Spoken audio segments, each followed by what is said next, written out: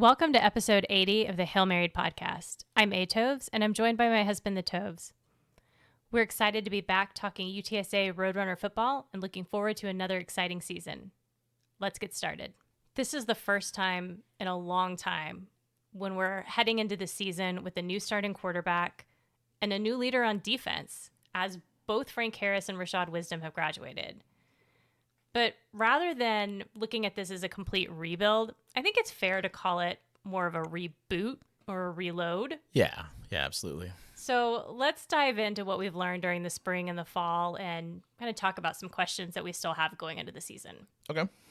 Starting out on offense, there are 8 returning starters, and that's not counting Rocco and Robert because they really just count one of the running backs, even though we know, there were games that probably Rocco started or Robert did. And it also doesn't count Owen, who started in the bowl game.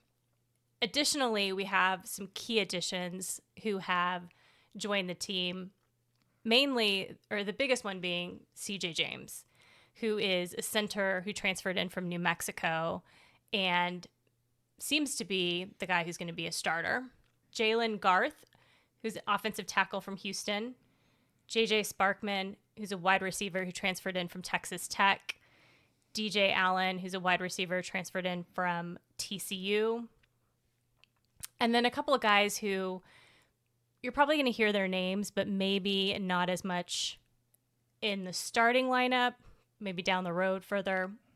Bryson Donnell, a running back from Texas Tech.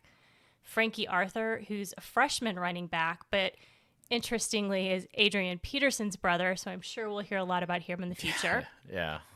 And then Demetrius Davis, who is a quarterback transfer who came in from Alabama State.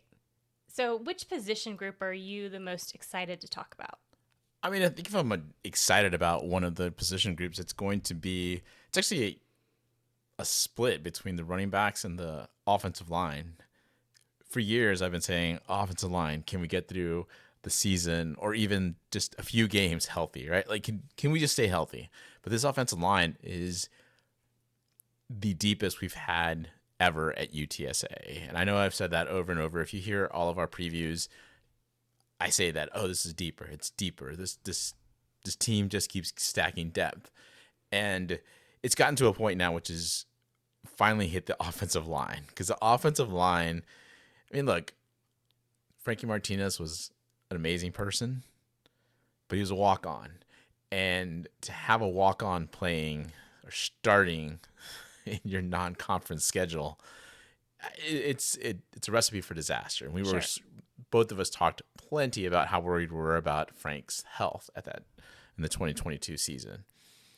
So to see where it's at now, Jonah Miller is a JUCO transfer that may end up in the 2 deep, may end up third string, but that's phenomenal for a team that just 2 years ago could have used Jonah Miller in the starting lineup, would have just immediately injected him in there. So to have him be able to essentially be in the background, I guess you could say, just within the depth chart and not have to immediately start him is such a coup for UTSA.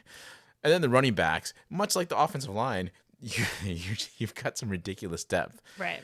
We talked about, obviously, we've got the big three, Kavorian, Rocco Griffin, Robert Henry. Those three were amazing last year. They had their carries managed, so they were able to get through the season and not, minimal damage, I think, as we could say about our running back group. But then you add Bryson Donnell, who's probably going to be the 4th string, another great runner to bring in. You got Brandon High. I really like what Brandon High has been doing. So, it's just so much depth. And that's you're just going 5 deep. Well, I haven't even mentioned Frankie Arthur yet. I am now, but it's just terrific to see this much talent. And so it just leads to a lot more expectation. So if you want to get me talking, it's going to be those running backs and it's going to be the offensive line. What about you? I definitely say the running backs, knowing that we have 3 running backs who are also talented, who can be used interchangeably. Obviously they have different skill sets, right? Right. But to know that any of the 3 of them can start and we'll have consistency and a great game, I think is just really impressive because we're usually coming into the season talking about, okay, well, with all of our injuries, we're down to one, and this is such a Yeah. thin room. Yeah. And I think in the offseason, there was a lot of maybe surprised by the number of transfers and additions that Traylor added, just because we know that Kavorian, Rocco, and Robert Henry are also talented.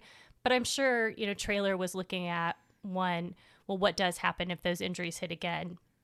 I mean, Kavorian has had shoulder surgery in the offseason. He's come back. He's healthy now. There have been other injuries to Robert Henry and Rocco Griffin, off and on. So I'm sure he's looking at, how do I make sure that I do have that depth? And then how do I set the stage for the future? I mean, I believe Robert Henry will be out of eligibility at the end of the season. So, at least one of them is going to be, leaving for next year. So, Right. again, I think it would be great to look at, would we be able to use some of these running backs in special teams? We've talked about that, and it's just absolutely. hasn't happened, Yeah. in the past year. So, I think that's a group that I'm certainly excited about. But your comment about the offensive line, that's actually one of the groups that I still have concerns about it, and not because of any of their talent level or anything that's necessarily happened, but I think it's just that fear in the background that, okay, are we going to be a couple injuries away from having to change out guys? I know we have some depth, but there's always kind of a question mark, I think, when you change out your offensive line of, how well those, guys are going to play together and the consistency that they're going to have, especially knowing that we have a new quarterback coming in. Well, and to that, it's a good point because Luke Lopez went down, Right. and it looks like he might be out for a while. So I still look at it as a positive because before Luke would have been our starting center, and there would have been no depth behind him. Right. Now you've got, he really was going to be the backup after having a really good, solid season last season. You bring in CJ James, and James, to me, I think he's a Remington Award nominee, which goes to the offensive, goes to a center. So, I feel like that's such a positive. Yeah. And, obviously it's going to test our depth with Lopez being out. However, I don't feel as worried Sure. that we're going to have a walk-on be starting. So, but I understand your concerns. It's kind of interesting. I was talking to Venley at the Helmet and Heels event that they had earlier this summer. And I asked him, did he think that he was going to be able to play guard all season? Since that's a position that he's started at, that he feels more natural at, but we've always had to move him to tackle just based on injuries and so forth. And he just kind of smiled and said, I hope so. I was like, man, are we like an ankle twist away from Vinley having to be, moved to tackle again? But to your point, I think we have enough depth now that it's not going to be the same level of concern. Sure. For me, it's the wide receivers. And I'm kind of nitpicking here because, for the longest time we had the big three. We had Cephas, Franklin, and Clark. It's down to just JT Clark, but we haven't seen JT on the field. Except for like one silly play that he went in last season, but he hasn't played meaningful football since 2022. Yeah, and we really don't know exactly when we're going to see him on the field this year either. There's optimism that he could be back by conference play, but I outside of the NCAA football video game, I don't think there's really going to be a chance to see him much all season, which is unfortunate. But to me, that means that you've got depth. Okay, so that's not the worry I have. The worry I have is more of because these three were such good wide receivers that didn't drop the ball. Yeah, and there is that consistency that you could say Frank and Owen had when they played last season, that they didn't have to worry, and I guess Eddie Lee to a point as well, they didn't have to worry about if they threw it into the radius of Josh Cephas, it was caught. And for the most part, it was caught by the other receivers. But as you start kind of seeing some of the reliable names leave, to me, there's just cause for concern. Is there going to be the same reliability in terms of pass catching?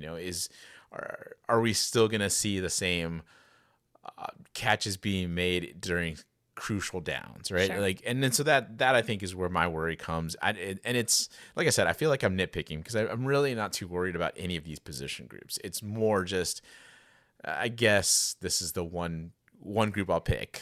Yeah, I mean, to be fair, I think sometimes we underestimate the amount of chemistry between a quarterback and a wide receiver and how important that is. And we've Yeah. benefited from that so much because, Frank and Josh, Frank and JT Clark, Ty Key, even Oscar Cardenas, if we go into the tight end side, they've had that relationship and Frank knew where the route they were going to run, knew where they were going to be. They knew what Frank was going to do.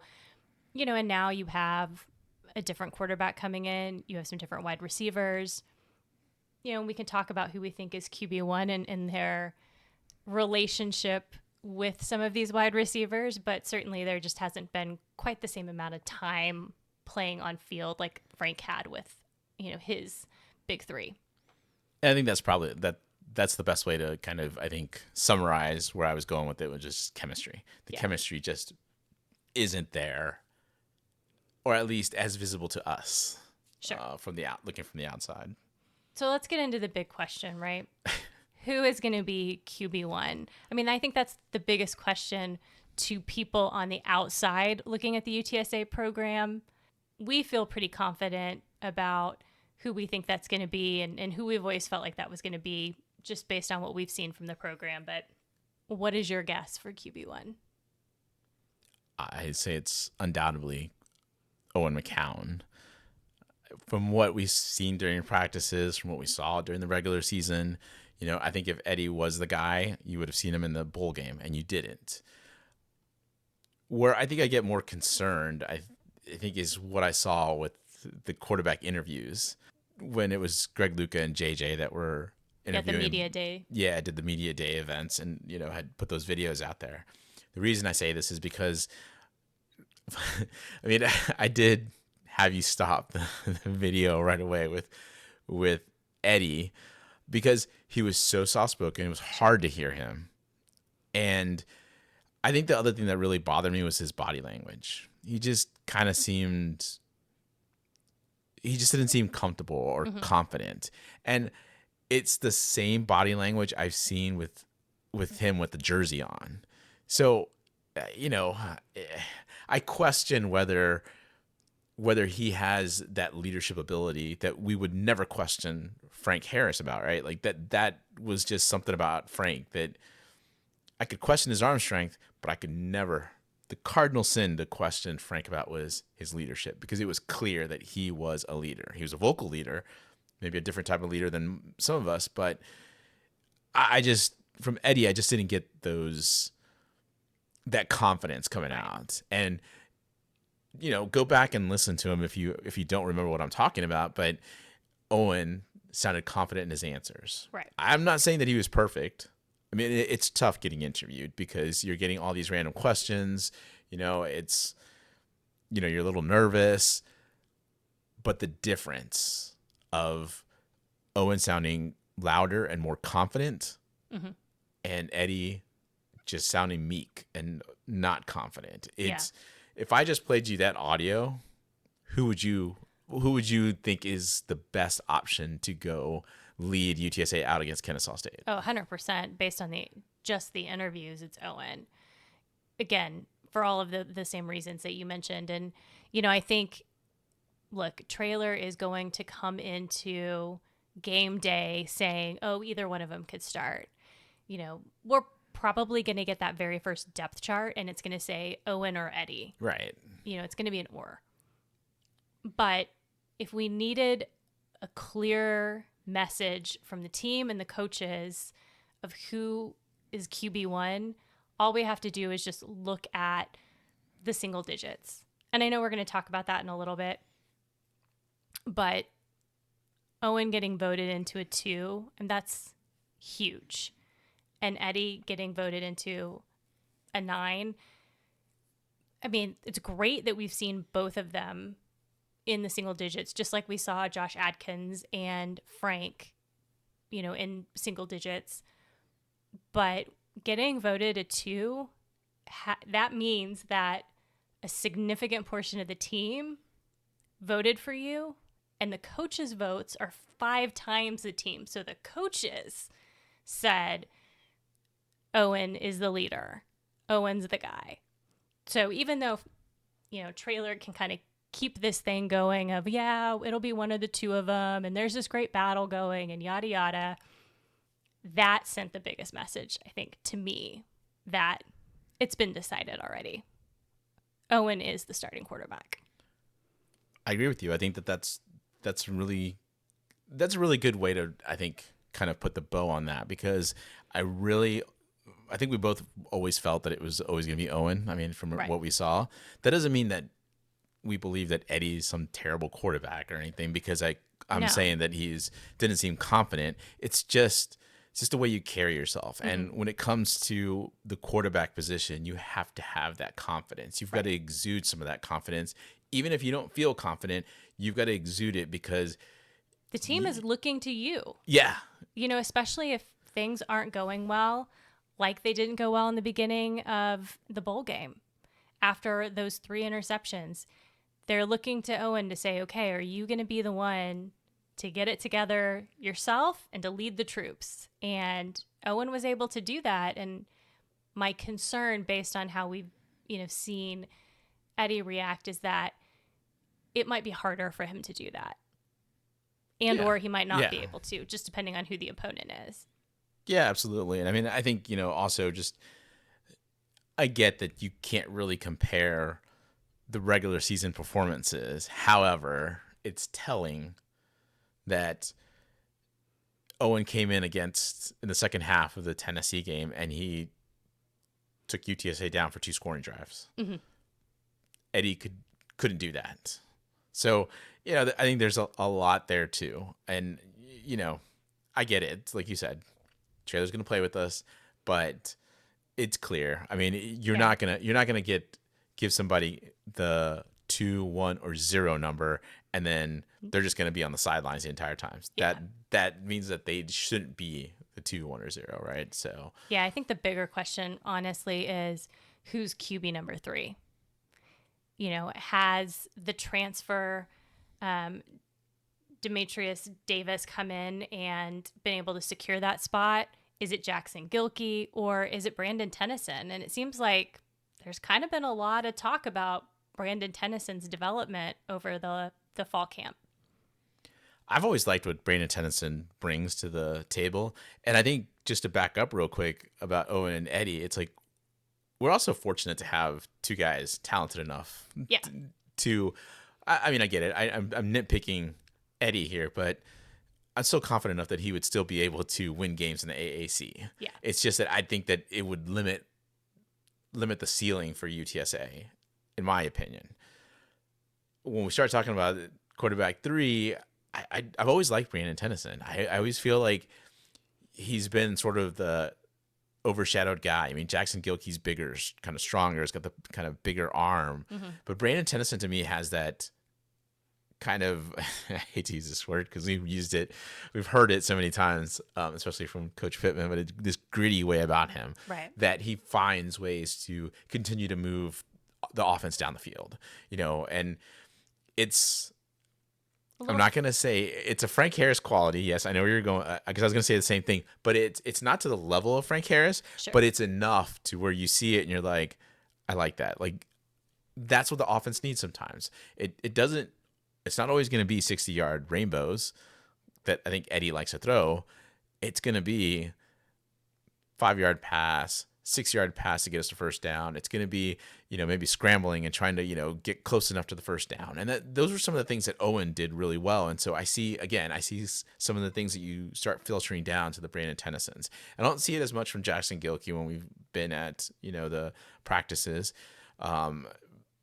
And unfortunately, we haven't been able to see any of the fall practices. So didn't really get to see Demetrius Davis and how he's improved, because I think that we specifically kind of see him more as a running quarterback and not having that passing aspect.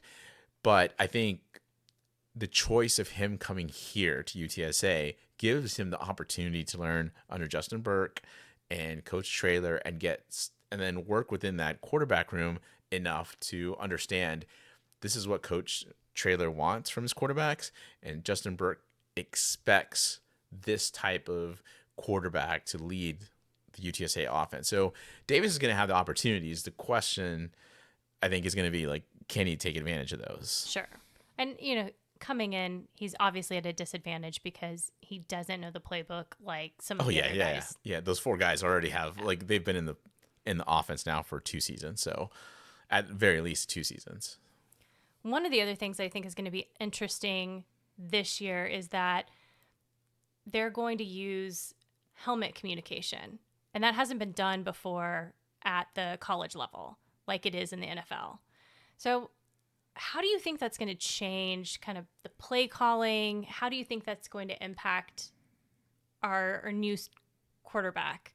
That's an interesting question because I think I go back to what Coach Traylor has said, and he said it's not going to really help them at all because they run the offense so quickly. Mm-hmm.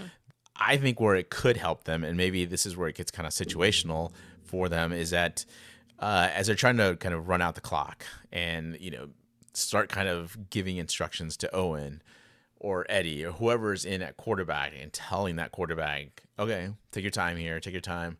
We'll get you the signal. But to me, I think UTSA would use it more as a kind of settling the quarterback down and making sure that they don't just run up and start kind of, not letting them bleed the clock if we're up ahead. It's that type of situations. I think that's when it's going to be useful for UTSA. Otherwise, I think they're just going to be, it's going to be normal. Someone's going to be signaling and, that's how it's going to go.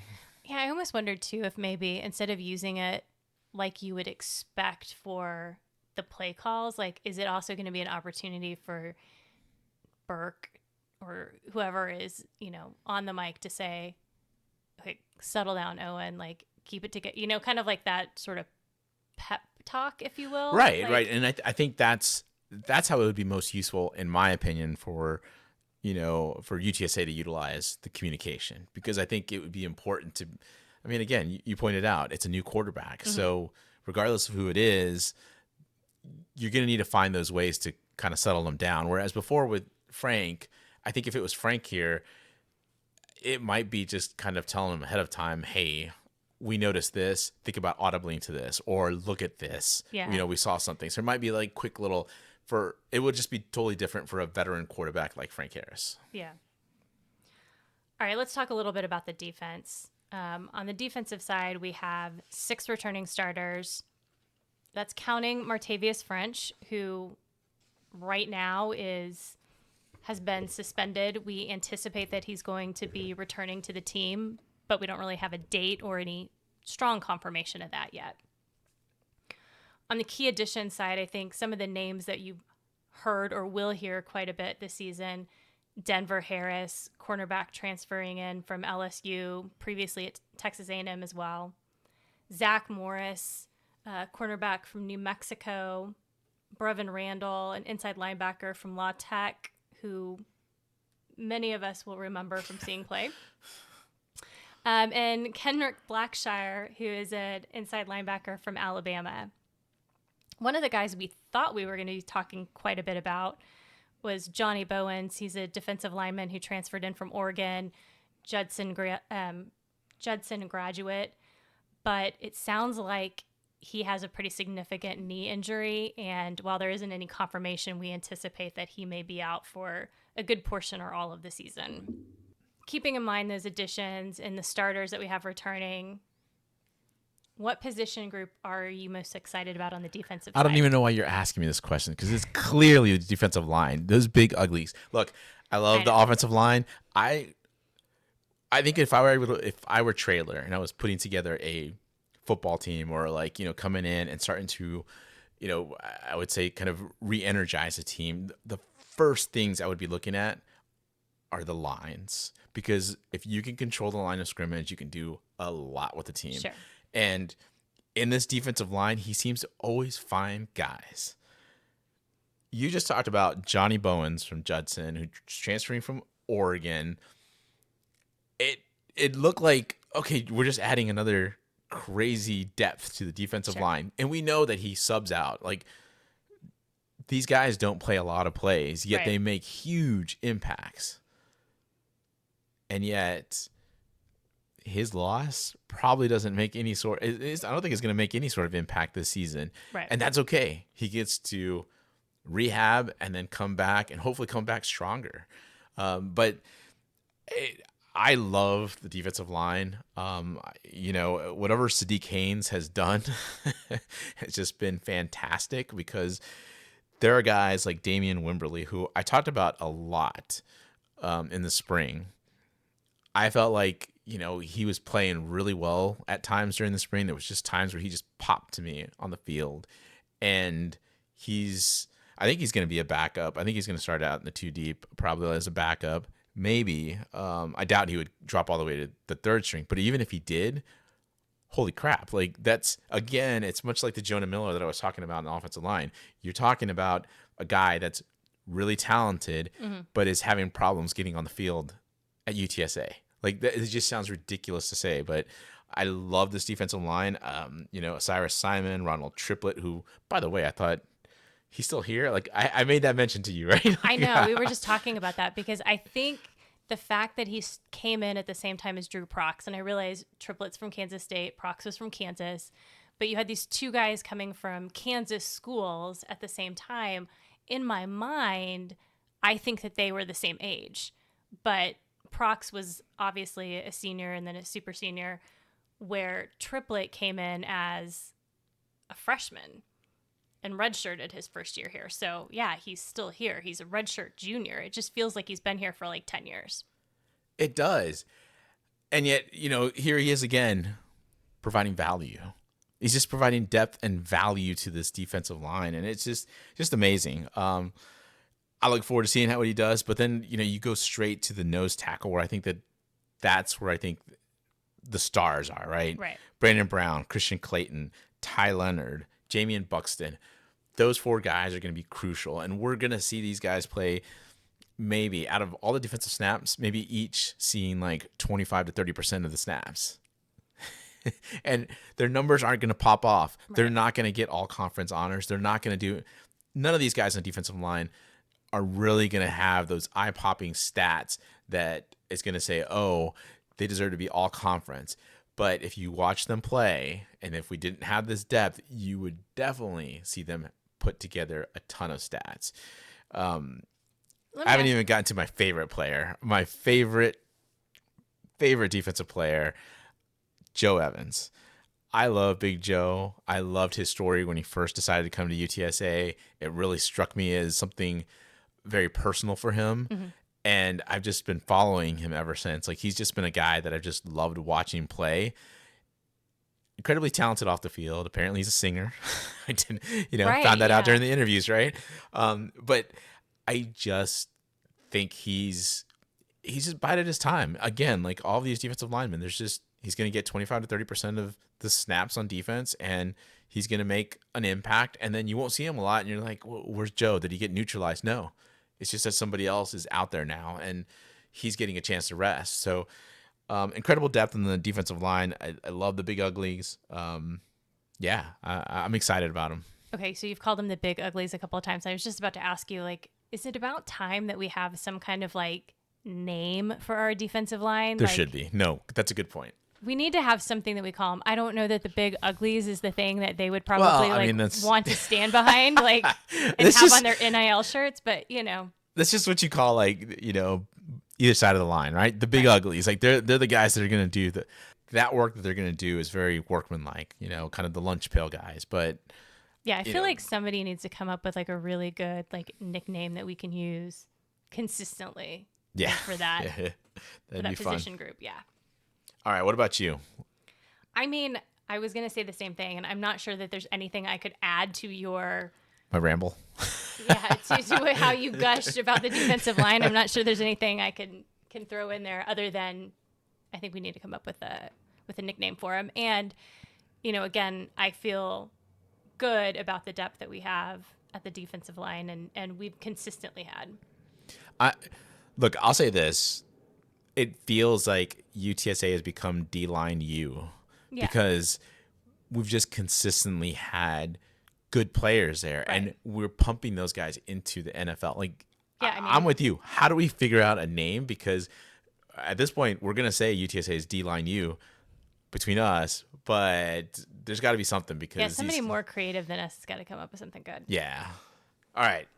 So we've talked about the position groups that we're excited about. What about the one that gives you more concern?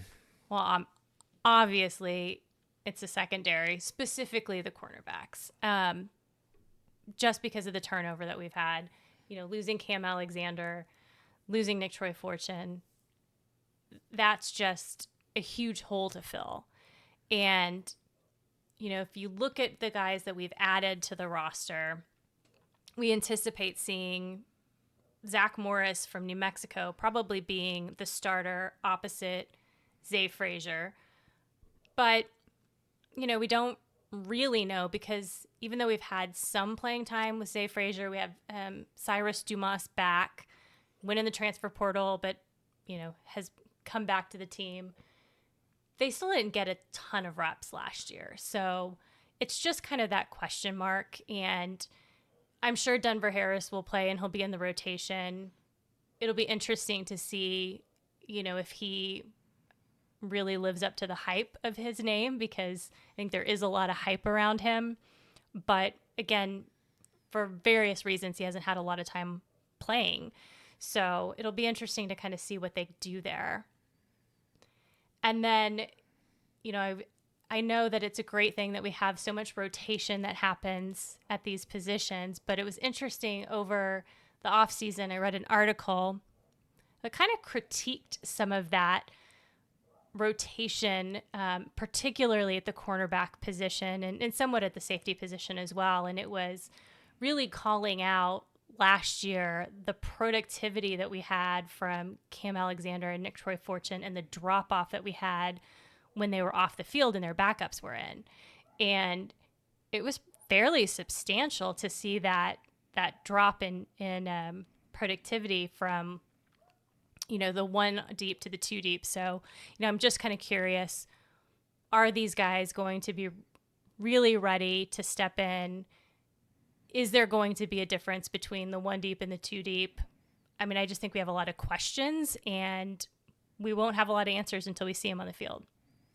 Yeah, that's fair. And I think, if I'm looking at exactly what you are, I'm seeing maybe too deep at best. Yeah. In terms of the talent.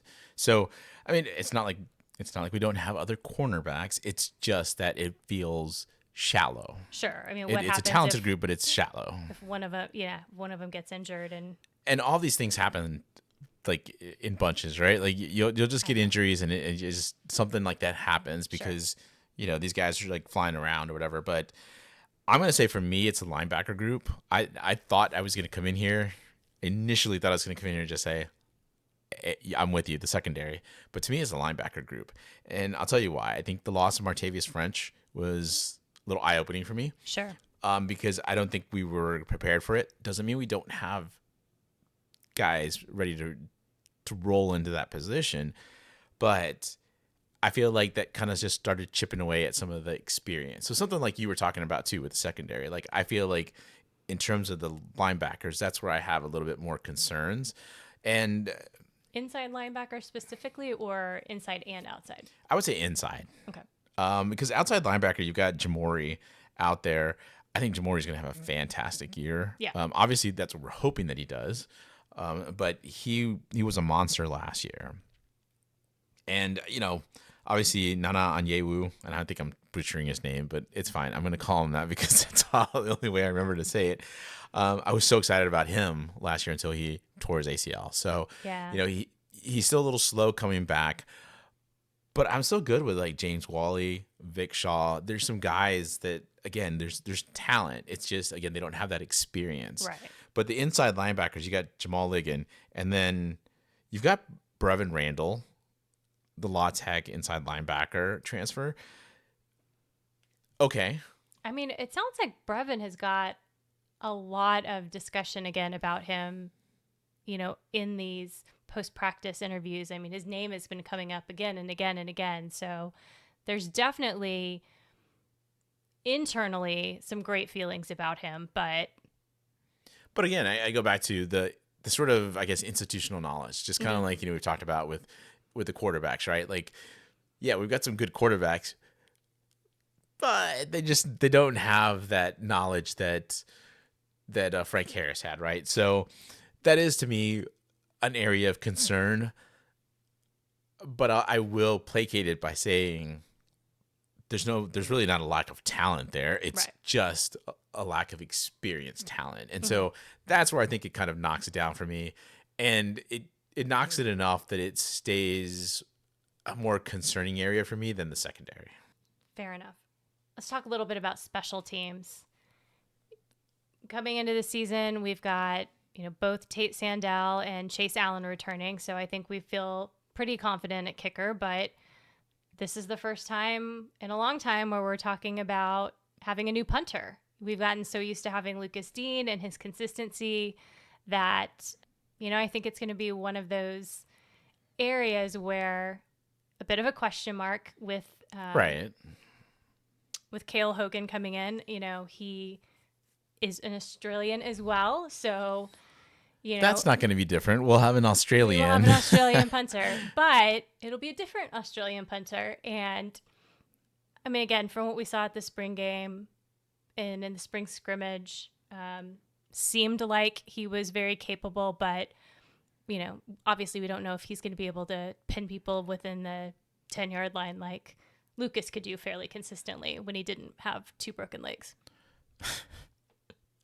I like how you dropped that there at the end, but one thing I didn't talk about with the quarterbacks was, again, remind everybody, expectations. You had a longtime starter in Frank Harris, and you shouldn't expect to see the same performance from either of these, whether it's Owen or Eddie, as Frank had, because it's just not a fair comparison. Right. He had been there for a long time. So what you're really looking at again is a 2020 type of Frank Harris, right?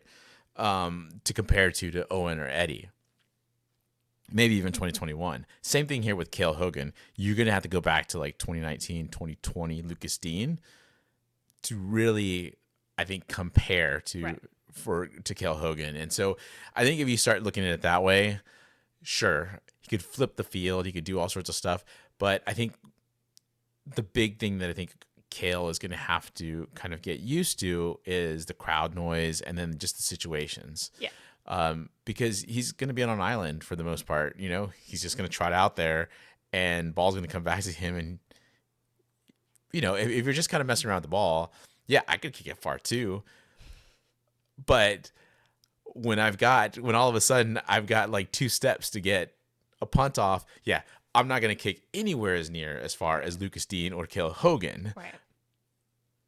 But that's something you have to get used to, right? And so I think if I got some reps, I would still not kick any closer to what Cale or Lucas ever did.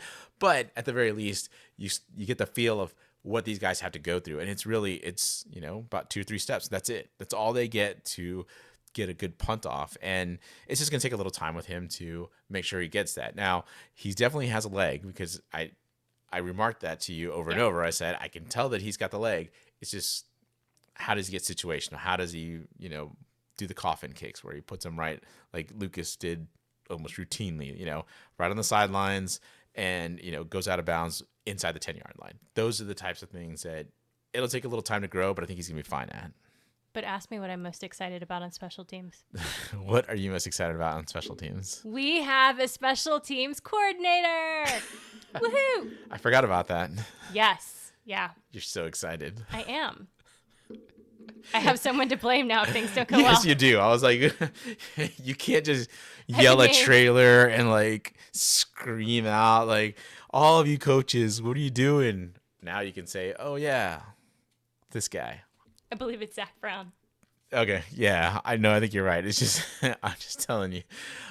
That's just the fun part, though. I mean, you got a special teams coordinator. It just feels like you're going back to, yeah, you know what? We tried it this way. We're gonna go back to the traditional way and get this kind of set up. And I think hopefully that helps to leads to better improved communications. The last thing you want is a bunch of coaches, like you said before. Last thing you want is a bunch of guys having to make a decision when it's really should be just that one guy. This one guy should be doing it. We don't do that on offense. We do that on defense. You got one guy saying, this is what we're going to run. So, Yes. Good to hear. If I don't here we mention go. Zach Brown many times over the season, it will be a fabulous year. All right. Sounds like a good one. All right. Real quick, let's talk about single digits. Do you want to go through the new additions? Yeah, I mean, we've kind of talked about a couple of these already. Obviously, Owen McCown coming in at number 2. Devin McEwen coming in at number 3. Zay Frazier on defense is also number 3. Ken Robinson gets a single digit this year at number 4. I think kind of a surprise, Chris Carpenter at number 5. We'll come back to him. Okay. Robert Henry, number 6. Elliot Davison, also number 6. Jamori Robinson, number 8. Mentioned before, Eddie Lee is number 9. Owen Peewee is number 9. And then CJ James, our brand new transfer offensive lineman. First time we have a transfer coming in and getting a single digit. Obviously, offensive lineman center, he can't wear that number. But again, that's huge. It talks about or shows that his leadership is everything that we anticipated it would be.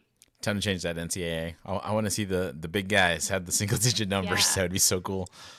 Corey Godnett and Vinley Tatafu. Vinley Tatafu. Also, other offensive linemen that got the single digit. Oscar Cardenas this year moving from number 9 to 0. Got big shoes to fill being the second number 0 in the trailer era. Jamal moves from number 8 to 0. Again, Jamal will be the second 0 on the defensive side in the trailer era. And then your boy, Big Joe Evans, moves from 5 to 1. Love it. I love it. Of course, on the returning side, JT Clark stays in the number 1. Brandon Brown's number 2. Kavorian kept number 4. Donye kept number 7. And then Makai Hart is a single digit again. But let's talk about Chris Carpenter again, because I think out of all of these guys that got single digits, that name surprised me a bit. Why is that? I mean, Chris Carpenter certainly has not been shy about saying that, he's gone through a lot of challenges, that he has matured since he's been here, and that he's wanted to step up and be a leader. But I think, last year seeing him start and then, there were some injuries, but then apparently there was also some other things that happened. Then he kind of lost that starting position, stayed primarily as our punt returner.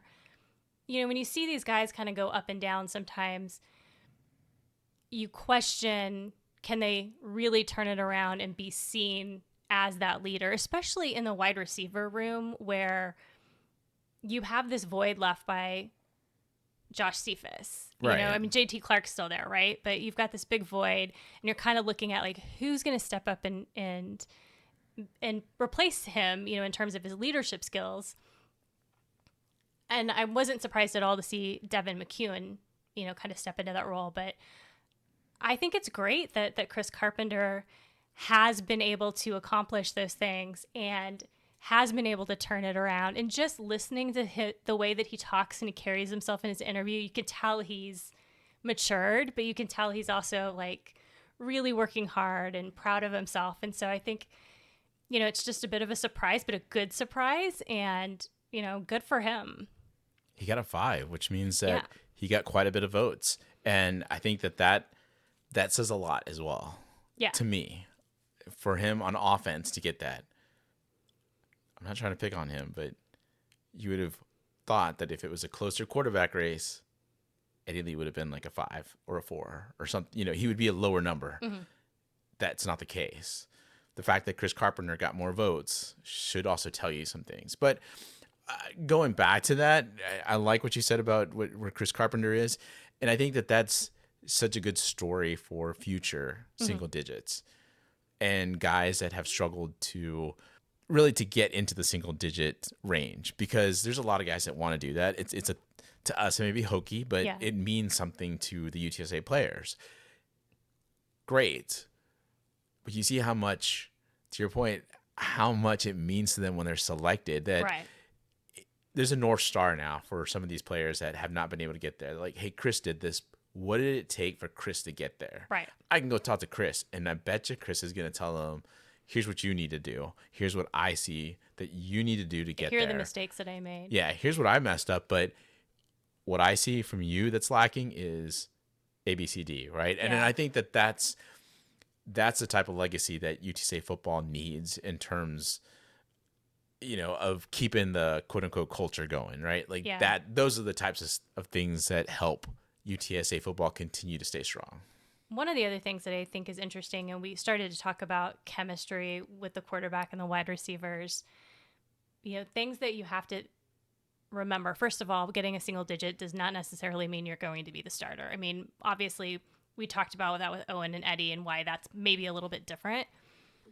But Owen has a relationship and chemistry with both Devin McEwen and Chris Carpenter from his past. Right. Because when they were all in high school, they didn't necessarily go to the exact same high school. Owen was at a different one, but they saw each other a lot in competition. And he's talked about in interviews how he spent time with them off of the field, running routes, practicing.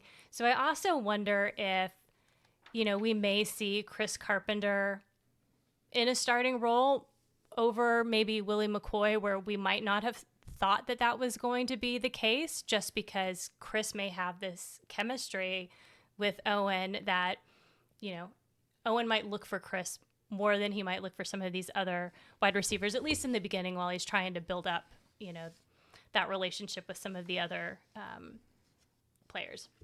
Yeah, I agree. And I think, I guess what I would say with it is, I think with the wide receivers, there's going to be a lot of, maybe Chris Carpenter doesn't start, but you're going to see him at crunch time because Sure. he's matured to that point. Mm-hmm. So That's there's two different ways I think you could see it. For me, I see it as he might be a closer now. Like now he's going to be the guy that you're going to count on to make that crucial catch late in the game when you need to close out that game. So, again, congratulations to Chris. Congratulations to all the single digits. Obviously these guys worked hard. They did what they needed to do to impress their teammates, but also their coaches. And, hopefully they keep this legacy, like I said, of UTSA football going, because I think it's going to be important for future Roadrunners. All right, let's talk about our big questions that we think the team needs to answer in 2024. Most of them obviously relate to the quarterback situation. So, knowing our schedule, how do you think Owen is going to handle, first of all, starting and then having so many road games at the beginning of the schedule? Well, regardless of which quarterback it was going to be, it was always going to be a tough, I want to say a tough road, but it's just a tough journey to begin the season, the first half of the season, because Right. 4 out of the first 6 games are on the road. You start out with Kennesaw, and then you go on the road for 2 games to San Marcos and then Austin. Then you come back for another game in the Dome. Then you're on the road again, add to Greenville, North Carolina, and then Houston. I know that at least 3 of those are going to be rollicking environments. The Rice one, Yeah. Kind of there's going to be more UTSA fans than there Right. is. It's going to be another home game technically.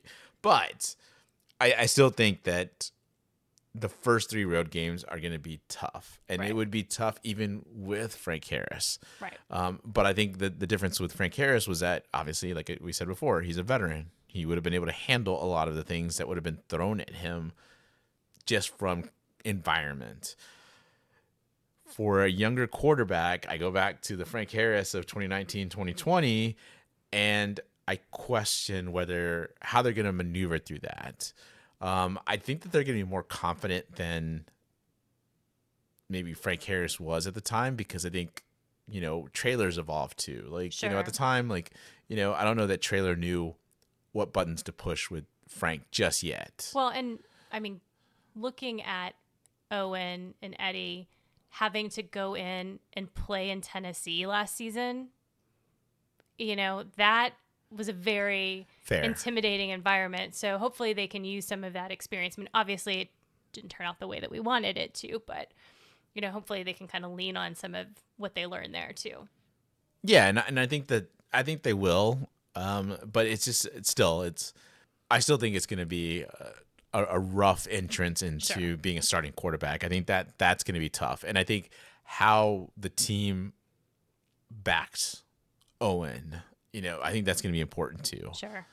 And that kind of leads into the second question, which is how are the fans going to respond when inevitably Owen is going to make some kind of mistake? He's either going to, make a mistake on the field and not do something that Frank would have done, or not make the pass that Frank would have passed, or he might be the cause to lose a game. I mean, he's a young quarterback, so something's going to happen, right? We're either not going to have the win that we expected to have.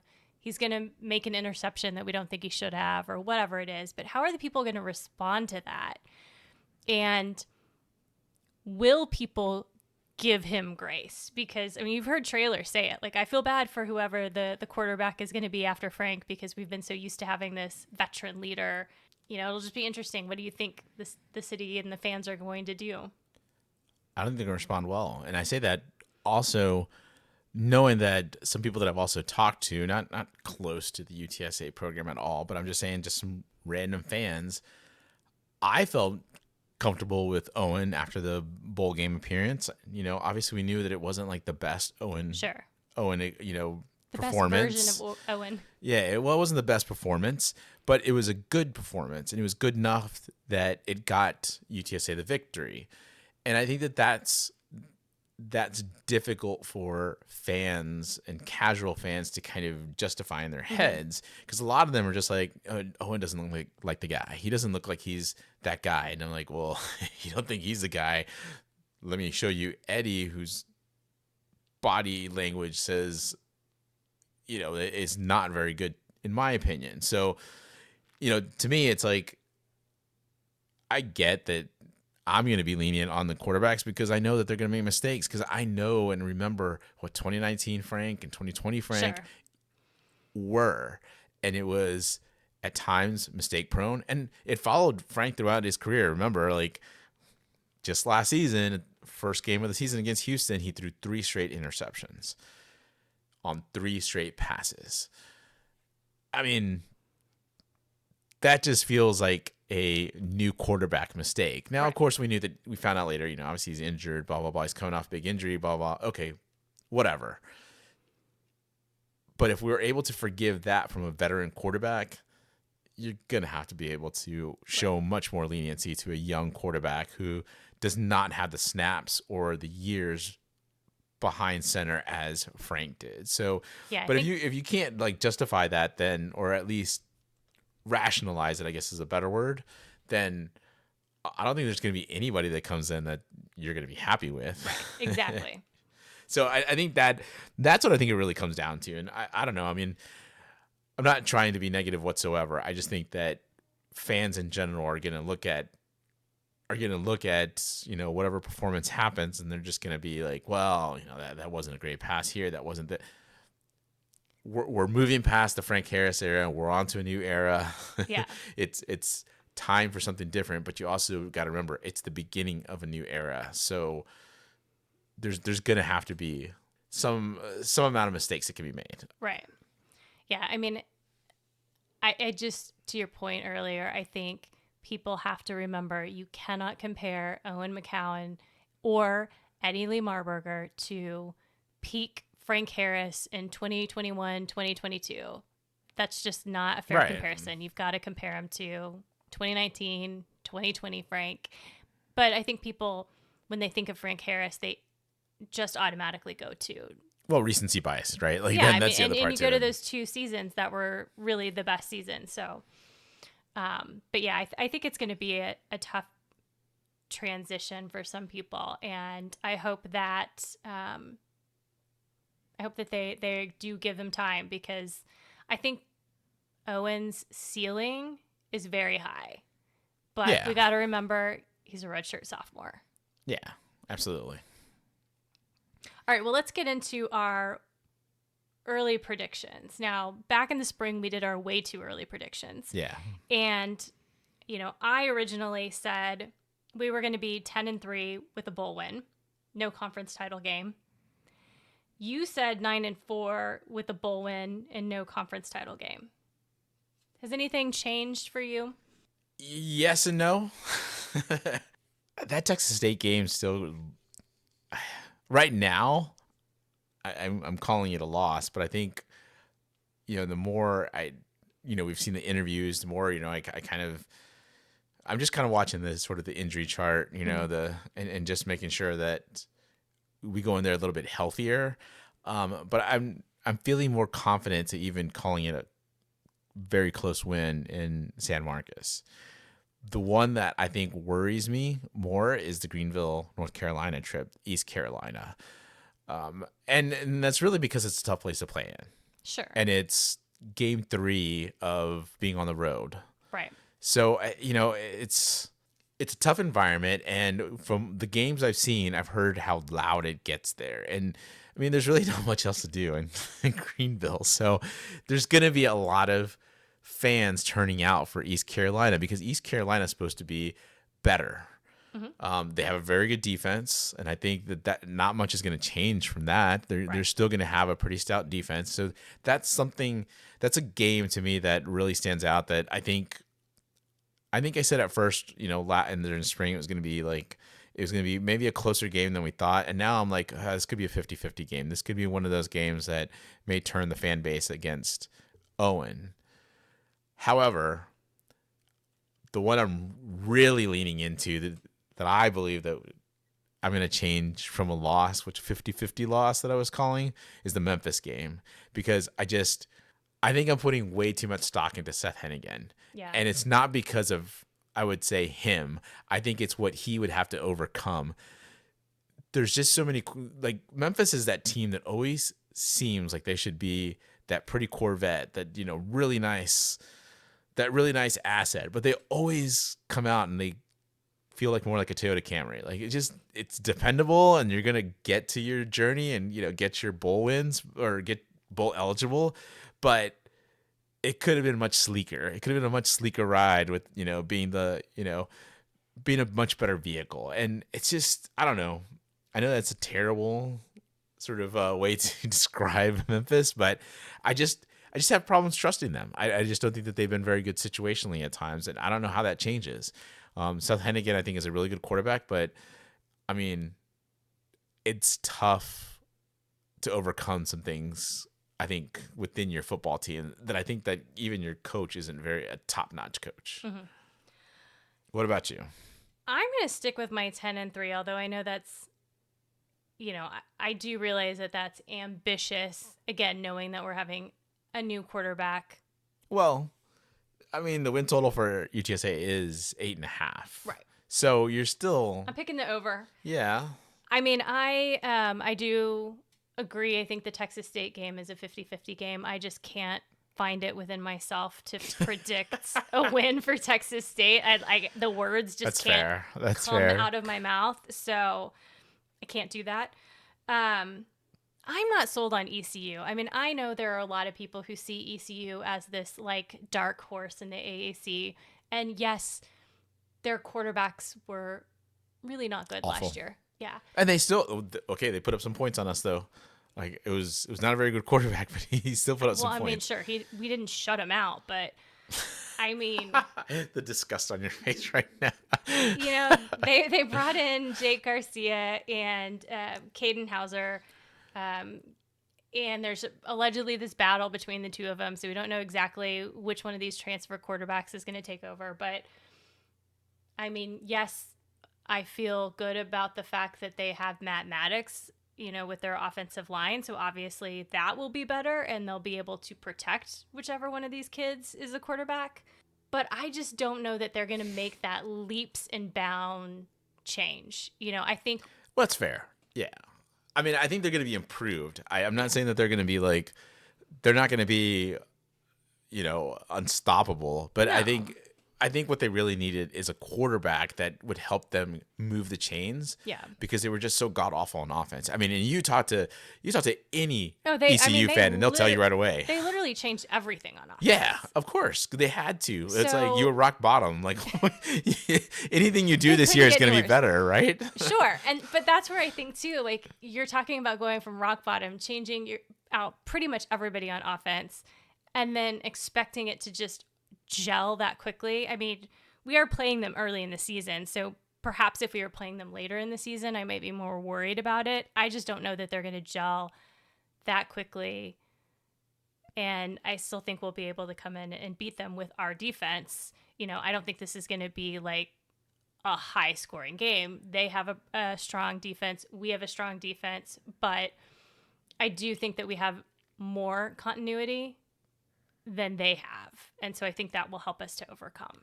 That's fair. I mean, I would just, the only counter I would have is just the environment. They're going to be at home. Sure. And we're not. Yeah. So I think if it was in the dome again, I would be like, nope, doesn't matter how good you are, ECU, still UTSA win. I am simply saying that because we're on the road for this one, that's what's going to kind of even things out between the two teams. I'll let you have that. You know, I do still have Memphis as a loss, but to your point, I mean, this is all riding on Seth Hennigan having healthy ankles. That's random. Well, I remember last year he like kept hurting his ankle and like he'd have to go out and then they'd struggle and Yeah, no. It's the way you said it. I'm like sorry. an ankle twist away. But the other thing with Memphis is like this is their year, right? Like if you just look at it on paper, right, this should be Memphis's year to win the AAC. Yes. And I think that's a lot of pressure, and I don't know that they're going to be able to handle it. So that's what I'm saying. They're going to come out like the Camry, or it's not going to speed 90 or 100 down the road because they can't. It's going to fall apart. I just don't trust Memphis, and I think that's the things I think that I came to a conclusion as I was watching. It's like I was reading more stuff on Memphis. It was like, I get how talented you are, but you haven't proven something that UTSA has proven. Sure. And then it just as a refresher, I think my other loss, or I know my other predicted loss is against Army. I think that we continue to struggle against Army. Absolutely. Even though we're undefeated there. In our one game, in overtime. I just think it's going to be a challenge because we just haven't quite seemed to be able to figure them out yet. And Absolutely. Trailer's going to have to figure them out because they're coming back next year too. Yeah. But I think there's a chance. I mean, as much as I'm saying right now, based on these losses, I don't think that we're going to make a conference title. I do think if you see Memphis struggle, Tulane has a new coach. South Florida, we think that Alex Golish is going to be able to get it together with, with his team and kind of continue the momentum they started last year. But I do think there's enough parity between those teams that we might see a team in the conference championship with 2 losses versus 1 or no loss like we would have seen in the past, with Tulane under Fritz and SMU being part of the conference. So I still think there's a possibility that we may be in a situation where we can control our own destiny. Yeah, you got to watch out for John Summerall at Tulane because he did a fantastic job at Troy. I don't see how he doesn't go to Tulane and continue the trajectory that Willie Fritz had. But we do need the AAC teams, the middle teams, to elevate some more. Hence why I think East Carolina is getting a lot of love. Mm-hmm. And we do need our bottom feeders to kind of move up in terms of competitiveness. Right. Because if they don't get better, then it truly is a conference that maybe isn't as good as it once was. And we really need to continue to have more prestige in the American Conference. Sure. All right, before we go, huge news came out today. The UT system announced that UTSA and UT Health San Antonio will merge under the leadership of Dr. Amy. The combined university will have more than 40,000 students, an endowment of $1.1 billion, and an operating budget of $2.2 billion. this merger will make them the third largest research university in Texas behind UT Austin and Texas A&M. I'm just going to read you a quote real quick from the vice chairman of the Texas Board of Regents, James Weaver. He said in a statement that combining the two universities is expected to supercharge San Antonio as a national leader in education, healthcare, and economic strength.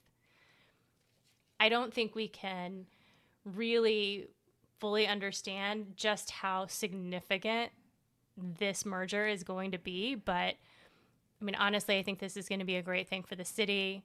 This is going to be a great thing for UTSA alumni, UT Health San Antonio alumni, which I still want to call UT Health Science Center. I think it just is really going to increase the value of our degrees, and it's something that everybody should be really excited of and very, very appreciative of all of the work that Dr. Amy did to make this finally happen. Texas Tech who? That's right. Baylor who? I know. Houston who? Like, I mean, we're behind UT, the mothership, and A&M. That's it. Yep. That's huge. That's an incredible jump. I mean, it's phenomenal. And, you know, again, from like those days of being called a commuter school. I mean, you can still call UTSA a community school all you want, but right. Hey, you know what? Look where we're at. Look at us now. It's absolutely incredible, and I think that's the biggest thing is that as much as you know, we talked about just last fall that student fee increase that didn't go through, and how valuable the diplomas were. Okay, well now we just got a medical school. Yeah. And your diplomas now will get even more valuable. Like that is just huge. And I think that, you know, again, when you're talking about the alumni, it's that's got to be the biggest thing that they look at, you know. And, you know, if people don't want to say that they were before from UTSA, time to change that and make sure that you update your LinkedIn, your resumes. A UT system school. Right. Just to own you're a UTSA alumni. Exactly. Like that's, and you know, obviously a lot of us are proud about, like, you know, saying we've gone to UTSA. This should just make you much more proud because, you know, again, it's such a transformational change for UTSA. Yep. All right. Well, I think that about wraps it up for us at the Hail Married podcast. I'm Toves. And I'm the Toves. We'll be back next week with our preview of the Kennesaw State game. Birds up.